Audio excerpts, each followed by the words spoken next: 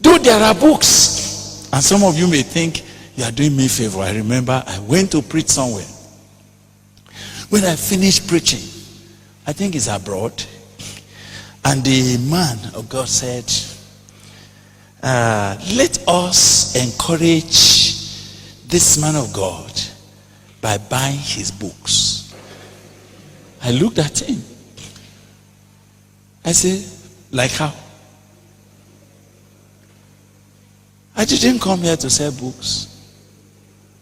And I'm never encouraged that you bought books. Because books don't amount to anything to me. I have not taken a dime out of any book. All the one we have been writing, not one single kobo has come to my pocket for it. No. Because my life doesn't depend on such things. They said so. He said so. What do you? I said no. If anybody want to buy book, they should buy book on their own. They should not attach me to book. Then I finished preaching somewhere again, and a group of white people, they are preachers that I have gone to preach to, and they gathered around me. When they wanted to discuss with me, they said, "Can we have a coffee together?" They want to engage me to talk. So when we sat down and we ordered for coffee and we were drinking, then one of them said, yes, Gbile, yes, we know you are from Africa, and there's much problem in Africa, there's poverty in Africa. So what can we do to help you?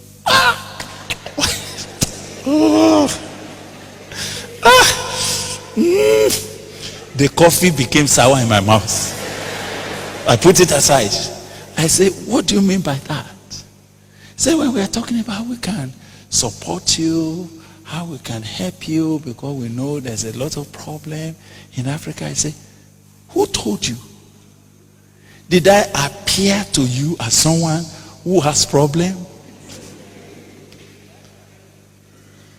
Do you know that, honestly speaking, you are the one that has a serious need?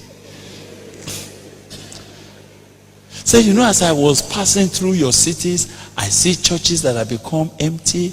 I see church buildings that have become gymnasium where they are playing table tennis. I went to places that I've read in books about the move of God in the days of your fathers, and I saw now empty ashes. You are the one in problem. And if you want to do anything that will make me happy, is to obey what I've come to say to you. I said, there's no need. No, we don't need support in Africa.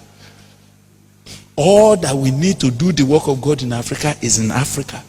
That's why I paid my ticket. And I'm actually trusting God to support you here.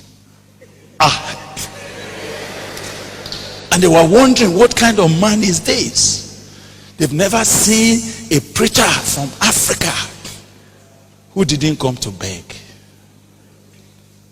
So they brought an envelope. Hey, this is for your transport. I said, no. This transport was settled. God settled it. This, I want you to take it. Go and put it in the work that you are doing. And I will pray for you that God will cause the seed to break forth in your life. Then the topic changed. Then they started saying, nobody has taught us the word of God like this. Can you please come to our own place? Come to our own place. That's how itinerary began for me. I'm traveling from this location to that location, to that location, to that location. And God is so gracious.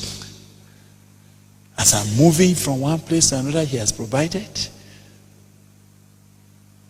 So some of them say, we know Gbile will not take anything. We know him. He's a preacher of a kind, of a different kind. I was happy that what I carried does not only survive in Nigeria, it survives in the coldest region of the world. I've seen people weeping with their eyes.